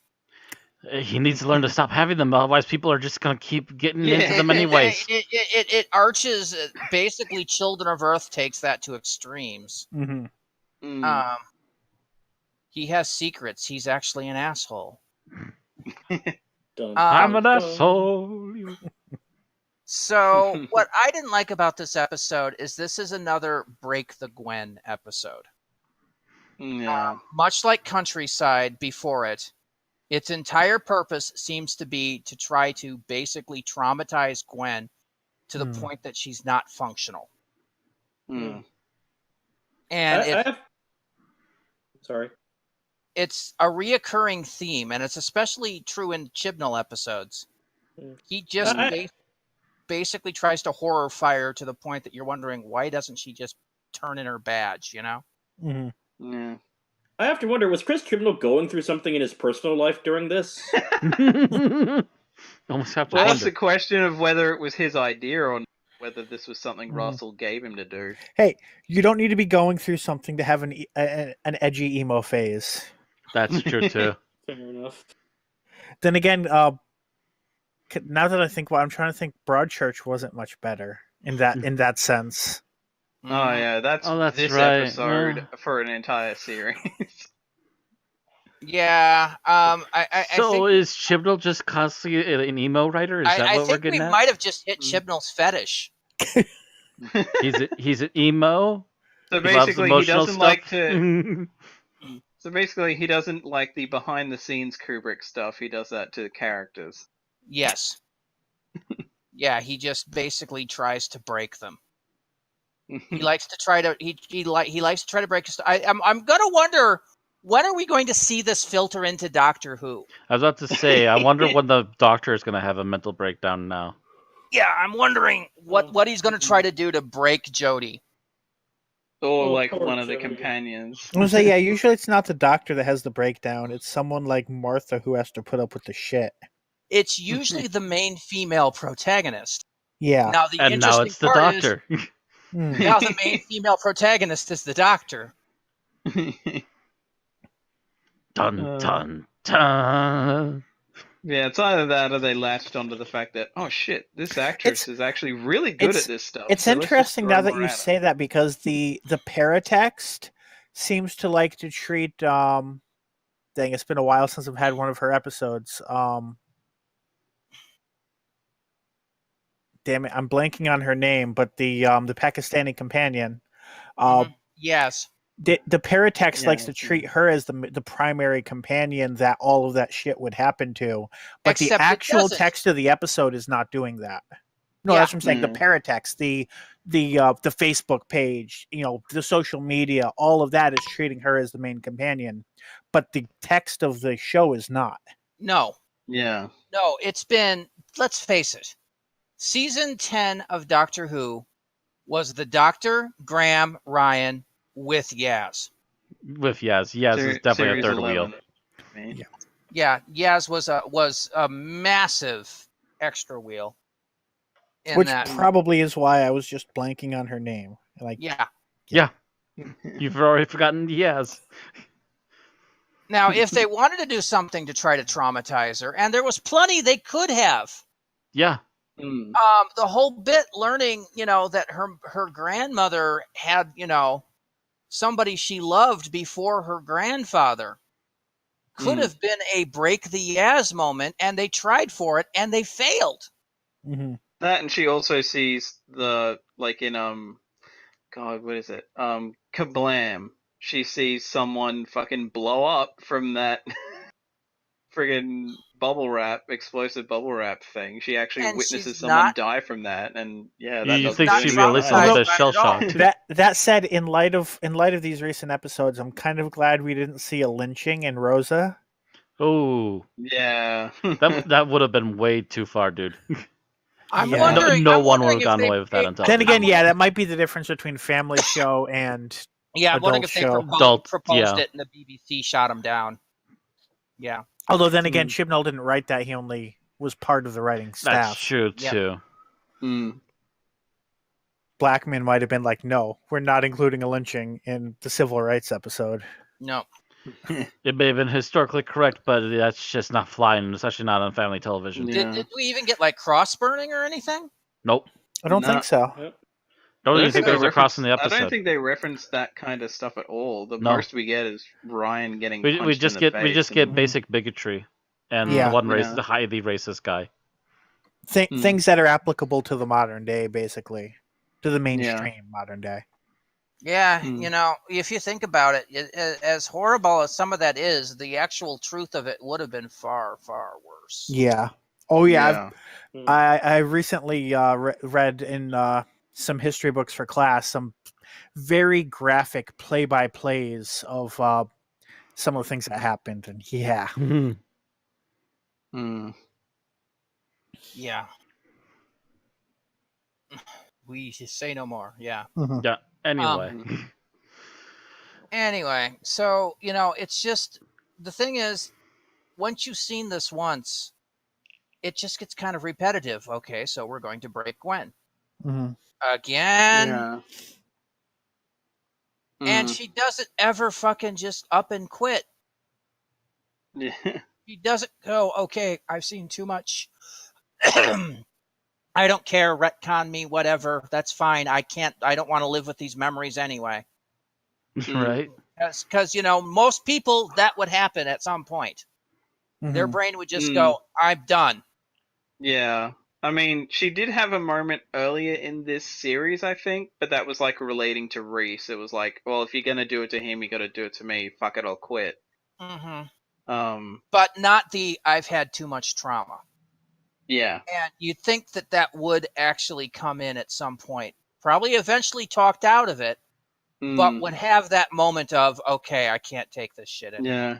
It actually wouldn't surprise me if that was an idea if she wanted to leave, if the proper Series 3 had happened, maybe they were going to do something like that, where it would eventually just get to the point where she's just like, fuck it, and have a Tegan moment. This isn't fun anymore. Fuck it, I'm out.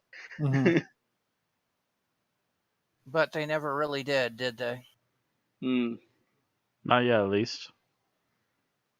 Well, now it doesn't count anymore because now it's Big Finish, so it's all going to be watered down anyway. Right.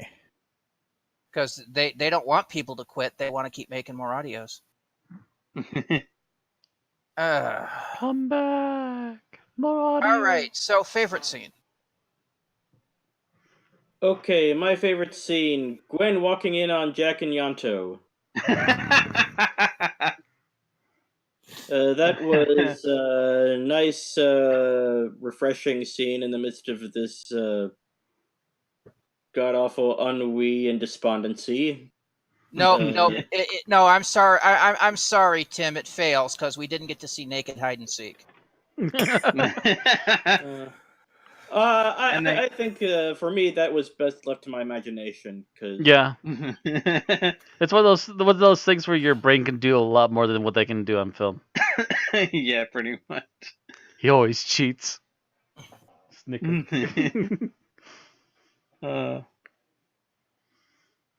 It also just shows that this is definitely an RT show because, any other show at the time, and this probably would have been like, oh, gross, two men doing that. Mm-hmm. Whereas it's an RTD thing, so she's just kind of like, oh shit, I walked in on two people having sex. Mm-hmm. She's like, oh shit, and has a giggle about it. Yeah. And of course, one of them Yeah. was Jack. So he's like, yeah, you should, just take off your clothes too.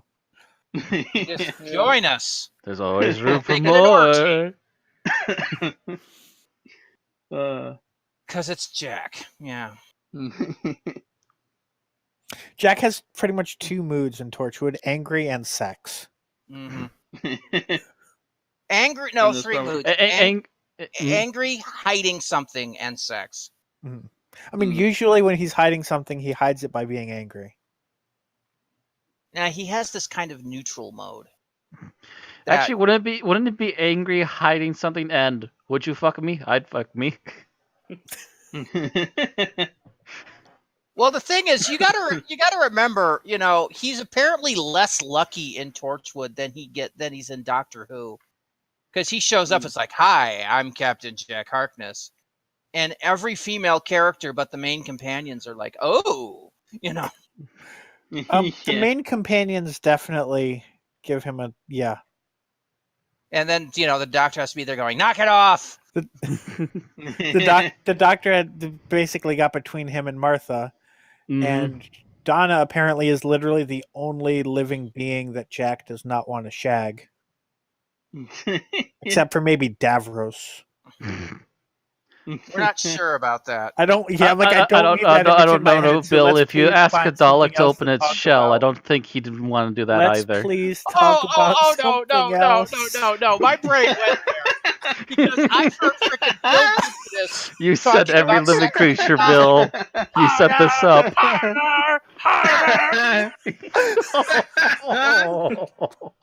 Your image at home, my. your image for tonight at home, ladies and gentlemen, and others. Oh no! Now I'm just thinking of Daleks with whips and spikes.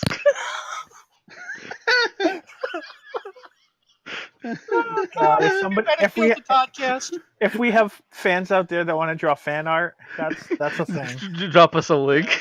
You can find us on Facebook and on Twitter.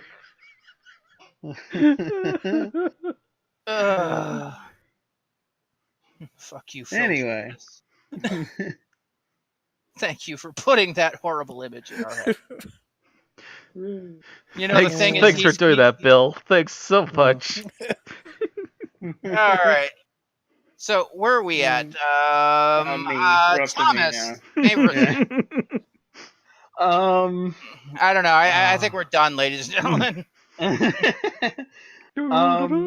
I would actually say, as much as traumatizing her is getting does get a bit tired after a while, I actually I'd say my favorite scene would be the final scene of the episode where it finally, all this shit has just overwhelmed her, and Reese is there after they've argued earlier in the episode. She's just clearly at that point where it's like, okay, I don't want to fucking argue.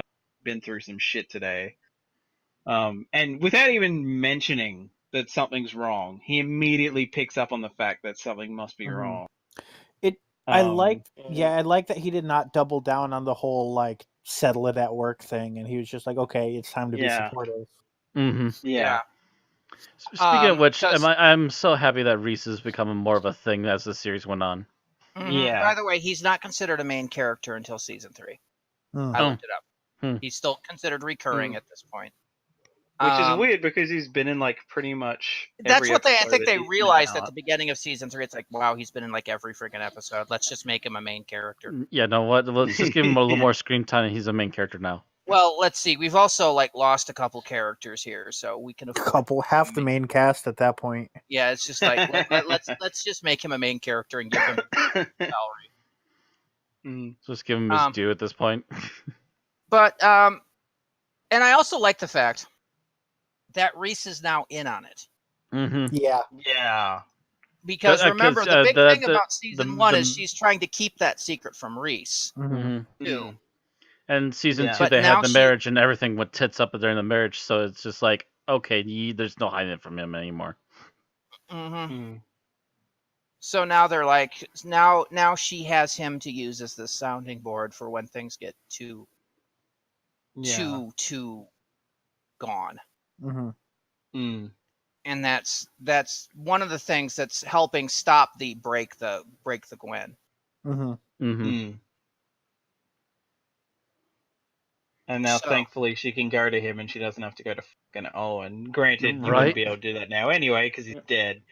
And that they kind of keep fucking teasing stuff with Jack, but it's clear that it's like, no, she's made her choice. It's clear that there's some tension there, but yeah, she's definitely made her choice.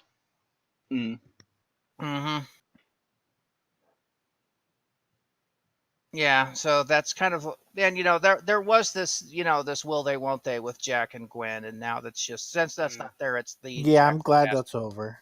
Yeah, I'm pretty sure it's like since the ep where she got married, he'll just kind of jokingly flirt with her like he does with everyone else, but it's nothing beyond that now. All right. So who are we up to? Favorite scene? Did we do Bill? We did not do Bill. Not yet, So I'm actually going to say and this is a very small thing, but I appreciate it. The scene where Gwen tells Reese that Andy still fancies her, and he doesn't get all like alpha male, ooh, bang his chest, bullshit about it. Instead, he's just like her. Yeah. He's just like, oh, really? Right. Yeah, I really appreciated that. Yeah, his like immediate reaction is to laugh. Well, at that point they're married. He's, Yeah, but she's obviously made her choice. Yeah. Are you going to say that you don't know at least one married man who wouldn't start like flipping his shit and want to go beat Andy up over something like that? Like just immature assholes. The mileage varies. But most of us know at least one person like that, or especially on TV. Yeah. It's almost too predictable at this point. Yeah. Are you saying TV isn't real life? I guess the other thing is also that, or is this fantasy? yeah. I guess the other thing is that also they've already done the thing with it was probably the wedding episode or something before that. Oh no, it was before that. With the one where he finds out and she doesn't retcon him is like, oh, you're fucking Captain Jack, aren't you? Or whatever. He has that kind of reaction then. So having it now would have been like, oh shit, this again. Yeah, but it's okay. So, Matt, how about you? Favorite scene? Favorite scene, and actually we're kind of hinted at this a little bit before, but the scene where she gets home and he's like, oh, you're late again. Can we do this another day? And we said this is like the third other day. Okay. And then it starts to get more and more relationship talk, and then it gets to the point where she made him food and they're in the bed, and then she gets the call for work. It's like, oh, dang it. Actually, I think that was the next day. Yeah, was that the that's next day? Literally we fast. Kind of... So okay, they fast forwarded through the clip into the next morning already. No, it's not because when she was still dressed. It was night. When she came home, it was night. Yeah, but didn't she still have the jacket on in the next scene? Yeah, I got the impression that it was like with that still the same night. A span of minutes. Yeah.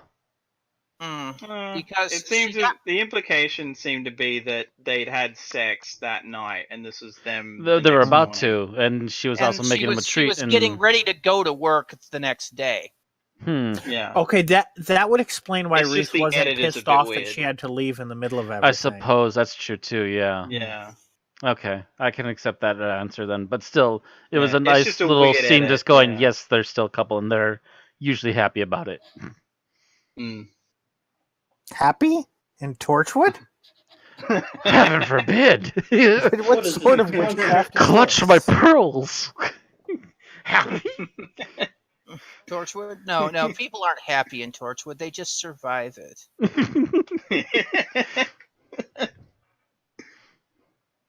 There is no happy, only Zool.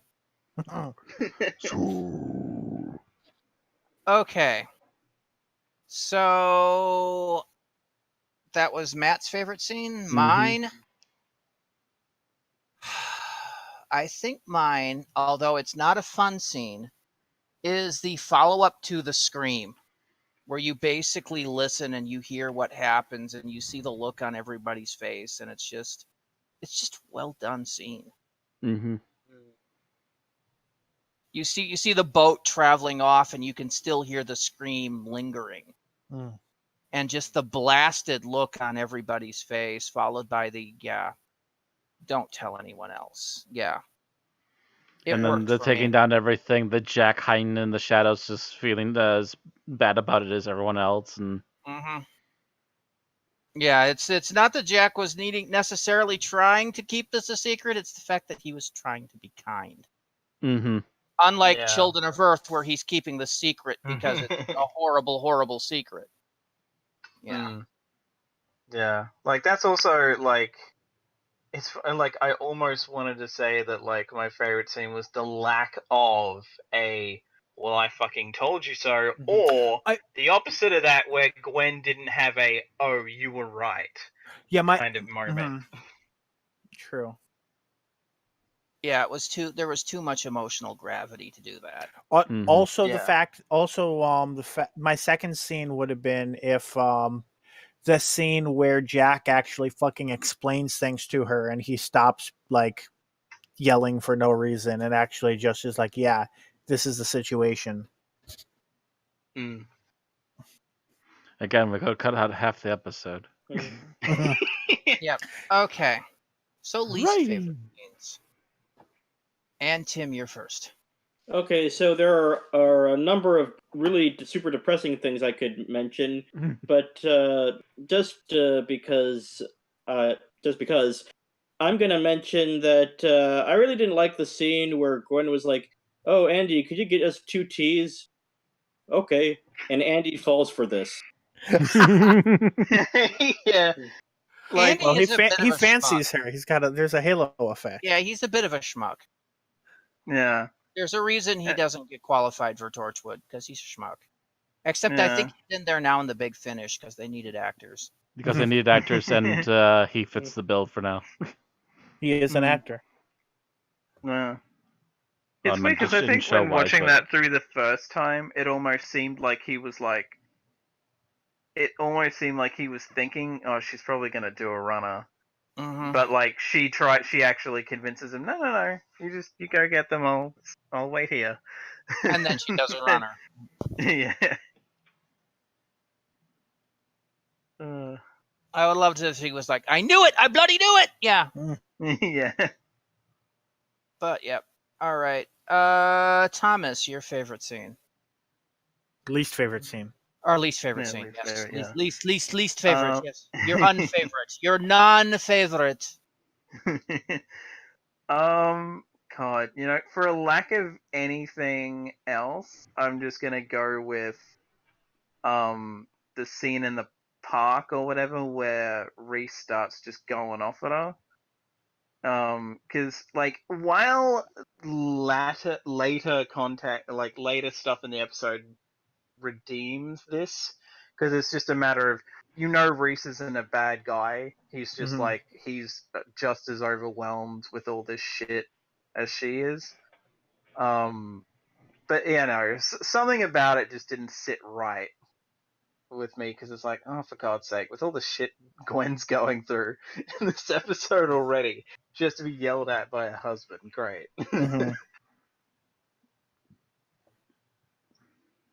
Yep. Okay. All right, Bill? I've been trying to decide what one. Because there's a few things that like almost qualify, but I'm having trouble picking a specific least favorite. So I'm going to go with probably the one that is closest, and I'm going to say the scene, especially leading. Actually, yeah, I'll just say the whole scene with the scream, and that's specifically because, again, with the whole feeding into like they can't subtly be like, oh, here's where he's sick and he needs medicine that they can only give him on this island. They couldn't do something relatively simple like that. They had to make it really hopeless and really miserable for everybody by having that extra step that just fucking destroys everybody in the room. The scream. Yeah. Yeah, like at the same time, while I can get where you come, I also feel like the mother is at that point needed that because otherwise she would have just kept making excuses. Oh, you can give me the medicine. I'll bring him here once a week or something like that. She would try to justify it, like a mother who's just found her child after that long. She's gonna make any excuse she can. So while I can see where you're coming from, it's also like, they probably would have pushed it to that anyway. Yeah, they needed something so extreme that it would just freak her the fuck out. And also would keep him from being able to be accepted in public. Yep. And the fact that he's doing this, 20 hours a day. Yeah. Yeah, it just kind of makes it why that's there. But yeah, I mean, you got to realize it's one part medical facility, one part insane asylum. Right. But that's what I mean. Like, even if it was just like, where, catatonia or literally any sort of, anything related to schizophrenia or any sort of like where he needs, constant medical supervision is enough to prove why he needs to be there. That just adds that extra step of depression to it. Yeah, but I think the normal catatonia or anything just wouldn't. Again, yeah, it wouldn't be extreme enough. They'd still come up with an excuse to get him out of there. And and as much as you don't like it, Bill, this show kind of is about the bleaker side of everything.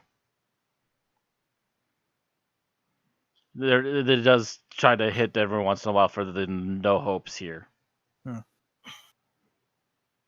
Okay, so Matt, your least favorite scene? Actually, I've been thinking and thinking and thinking, and outside of a couple of them that were already called out, I have nothing. Okay, so you're passing. Yep. Okay. So mine is the basically the just walk away scene, where Jack is just basically trying to tell Gwen, no, you can't do this. Can't have this as a side project. You can't do this. At this point, this would have been a moment where Jack should have gone, walk with me. Yeah. And just. And again, look, I know all about skip this. half the episode. I know all about this. Yes, the rift is sucking these people up and it's spitting them back out, or they're returning somehow, but they're changed and they're not sane. And I've set up a place to take care of them, but they're too far gone. And that should have been enough. No. And hell, if you in a way, you could almost do that and still justify having a go there, because she could still want to check it out for herself. And even maybe have that be against his will, but he's like, okay, fine. But yeah, at least there you see he's trying. Whereas where here he's just like, no, just drop this and walk away. It's more of this Jack is an asshole shtick that just really like. All right. So, final thoughts. Tim? Final thoughts. This was an okay episode, objectively, but I did not care for it at all just because it was just, again, too damn depressing and despondent and good. But at least it had some, like sort of like bittersweet moments in between the bitter moments. Oh God, you are going to hate Children of Earth. I look forward to that. Oh, Randy, I know if need a clockwork come on. All right, Requiem for a Dream. all right. So Thomas, your final thoughts? Despite the few honestly nitpicky issues I have with this, I honestly really fucking enjoy this. Like, this was like, my god, Chibnall did this? This is the same guy who did Power of 3? What the fuck?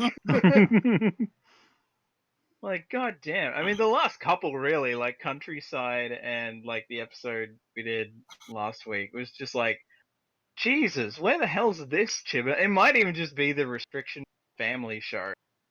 Heck. It might be, or the fact that I just don't think Chibnall does villains well. That's a possibility too. Yeah. But like, fucking hell, this is up there with, to me, this is honestly up there with Countryside. Like, I've seen almost every episode of the first two series of Torchwood now. It's like the two that we're doing next week are now the only two I need to see. And this is up, as far as I'm concerned, this is up there for me. I mean, I feel like Series 2 is generally better than Series 1. A little more in stable, that at there least. there's less, the low notes are higher up than the low notes of Series 1. But yeah, like, fuck. Like, honestly, watch Series 2, but if you're gonna cherry pick, this is one that you cherry pick and watch. Like, skip. There are some other ones that you can skip, but even though I would argue that you would have to watch the 3 with Martha in them. But yeah, like, you can skip. There's no real overarching plot to this aside from the Reese and Gwen stuff. So yeah, if you wanted to watch an episode of Torchwood that was really fucking good outside of Countryside and the first episode of the series, I'd definitely say this one. All right. Bill? So I definitely agree with the low notes being higher. When I compare this to Countryside, the biggest difference that I see is instead of the fucking Owen plot, we get a Reese plot, which is a significant upgrade, I think. Yeah. As well as, of course, what I mentioned before about the whole addressing Gwen's character growth and how it affects her life and her conscious choices in it. Which I definitely think is stronger than the negative feelings I have towards certain aspects of the episode, because I do understand it is Torchwood and it is not Doctor Who. And yeah, so I would rate this as a pretty good episode of Torchwood. All right. Matt? I was almost tempted to skip this episode because I remember most of it that well. And I've only seen this episode once before. You did better than me because I remember jack all about this episode. I looked and maybe took a second to look up and the missing kid one, right? Okay, yeah, I remember most of that. That was a crazy episode. That was actually pretty decent. And I decided, I'll help it. I'll rewatch it anyways, just to make sure. So that being said, it's highly memorable for me. Fairly solid plot throughout. I don't remember any major loopholes. There's maybe other than the whole, if Jack would explain things, half the plot goes away. But that's just a writing issue, a little minor one at that. You're doing stuff to keep the show running, you know. But characters are doing a really good job outside of maybe one or two offbeat moments. The rest of the episode is really well done. Some really solid acting again. And also, yes, thank God Reese is a thing that has taken over more of the show. And I love the fact that Gwen has a solid foundation that's not someone like Owen. And also, there's some nice little moments between Gwen and the other members too. Like the little bit of one-on-one with Yanto and oh gosh, my brain remembering names again. Toshiko? Yeah, Toshiko. Having a little bit of one-on-one with her, just like, no, we're just gonna do this ourselves. If we actually do find out something that's to be brought up, we'll bring it up. And then she's like, you know what? That sounds reasonable. Let's do it. And they go about doing their own little research.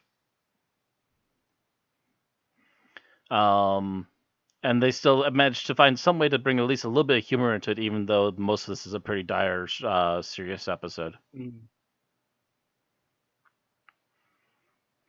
All right. So my thoughts are the fact that this is a good episode, although a little less original because much like Countryside, it exists in its sole purpose to break Gwen. But it does it in a different way. We see more of the horrors behind the rift. We see its effect on the populace, and basically we get to see how how much trauma is actually behind this thing and how much of a horrific consequences there are, and it brings the entire thing home a little more. It's a good episode. I don't think it's my favorite, but I think it's pretty good. All right, let's go to ratings. Oh boy. Oh boy. Tim is first. We Um, know he doesn't like it. yes. Objectively, this is a fine episode. But for me, I'm going to give this 2.5 stars. Ow! Wow. Ow! Ow! Oh my god. Oh, that depression hit him pretty hard. Yes. You are going to despise Children of Earth. I think Children of Earth is going to make him give his first one.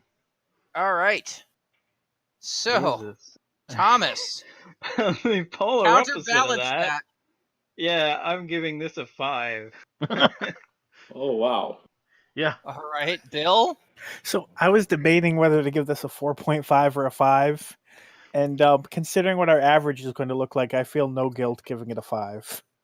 Especially since my biggest nitpick is about the premise of Torchwood itself. Matt. My biggest nitpick is the fact that Jack could have shaved off more time. So I'm still of the opinion that this is pretty high up there. So I'm actually of the opinion of 5 as well.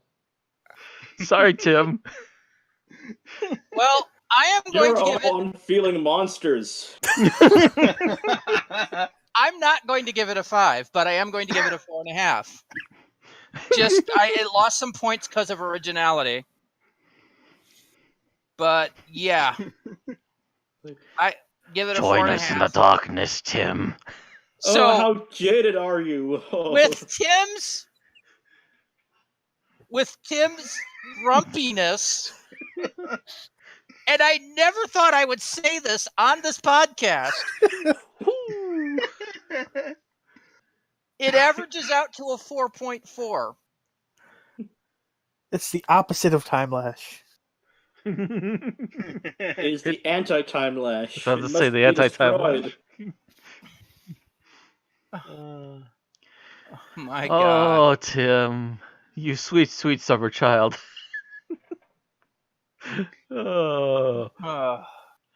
So with a 4.4, Adrift comes in at number 48 of 287, despite Tim's attempt to tank it. With his 2.5, by the way, it would have been in the low 200s alone. So it had to fight to get up 200 plus spots in our rankings. It is on par with a lot of shit. But let's see. It is on par with The Green Death, Class, The Metaphysical Engine, or What Quill Did, The 11th Hour, Rise of the Cybermen, Age of Steel, Partners in Crime, The Time Warrior, Face the Raven, The Battle of Rangskor Avkolos, The Husbands of River Song. I love The Husbands of River Song. Santaran Stratagem, The Poison Sky, Terror of the Zygons, War Games, It is better than the Three Doctors, Nightmare in Silver, The Ice Warriors, The Dalek Invasion of Earth, The Web of Fear, etc., and is not as good as Rosa, The Woman Who Fell to Earth, The War Machines, The Invasion, The Rebos Operation, Thin Ice, etc. So there we go. 48 of 287. That's all we have to say about Torchwood Adrift. Again, I think Tim needs some Requiem of a Dream. All right. I think Tim needs some chocolate Yeah. and a hug. Apparently. Yes. Apparently that's what he wants, yes. I think what we need is some comments below the video, whether you agree with Tim or whether you agree with the rest of the cast. Don't forget to, while you're there, subscribe to us on YouTube and follow us on Twitch, on Unearthly Podcast, and of course, like us on Facebook and follow us on Twitter. At least he didn't give it a 0. True. Remember the last we time we allowed got to give people that really zeros? didn't like it? What's that? We've only had 2 people ever give 0s in the history of the podcast, and those were 2 guests that did that for the Snowmen. And we don't like to talk about that. Mhm. I have given something a 0.5, but that's about it. Okay, so next week we are going to conclude our Cranium of Chibnall as we do the finale for Season 2 of Torchwood in Torchwood Fragments and Torchwood Exit Wounds. Written by Chris Chibnall and starring John Barrowman as Captain Jack Harkness, Eve Miles as Gwen Cooper, Bern Gorman as Owen Harper, Naoko Mori as Toshiko Sato, and Gareth David Lloyd as Ianto Jones. Tune in next week. Yes, do that. Yes. Talk to us. We're lonely.